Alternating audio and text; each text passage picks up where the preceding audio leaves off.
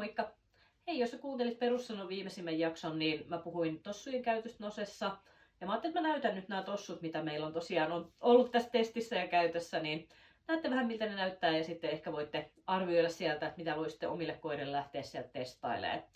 Ja ihan ekana mä näytän nämä, mitä me käytetään kaikista eniten. Eli täältä löytyy ensimmäisenä tämä Nonstopin Protector Booty, eli tää on semmonen mun vakiovalinta.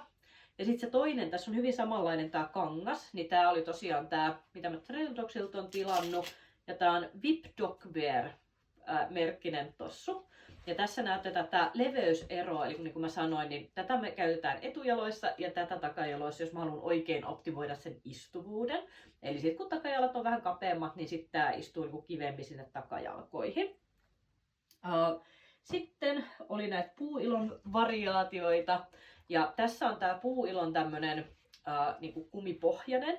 Ja tästä niinku näkee, että tämä varsi on tosiaan vähän jäykempi. Verrattuna näihin, niin tämä ehkä vaatii enemmän sen, että se koko istuu just oikein. Eli tämä niinku, malli jotenkin mukautuu ehkä enemmän tassuun kuin tämä, että tämä on vähän jäykempi. Mutta jos koko natsaa, niin tämä on ollut kyllä hyvä. Et monille koirille toiminut tosi kivasti. Toinen näistä puuilon variaatioista on tämä tämmönen ilmapallomallin.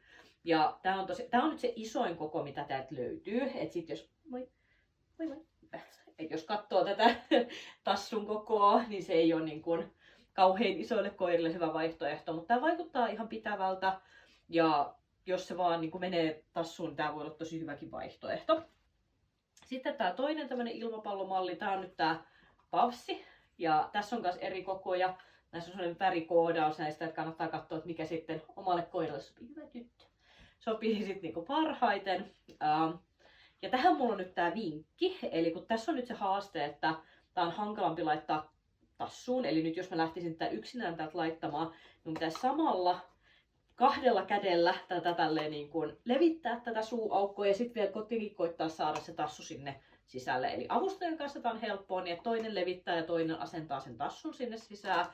Mutta jos yksinään tekee, niin sitten mä suosin tämmöistä, että ottaa jonkun välineen, jossa on sopivan kokoinen tämä suuaukko, että sen voi virittää valmiiksi siihen päälle tämän itse tossun. Ja sitten sen jälkeen sieltä ei tarvii muuta kuin joo. Et ihan vaan sit sujauttaa tonne sisälle ja vapauttaa sen sitten tästä näin. Niin sit tää on ollut niinku sellainen helpompi tapa toteuttaa se. Hyvä tyttö. Se meni oikein. Saa. Niin, tuuppa tästä. Tosiaan, toivottavasti tästä löytyi hyvää vinkkiä ja lähtikää testailemaan, että mikä sopii teille kaikista parhaiten. Niin ei muuta kuin mukavia reenejä niiden kanssa.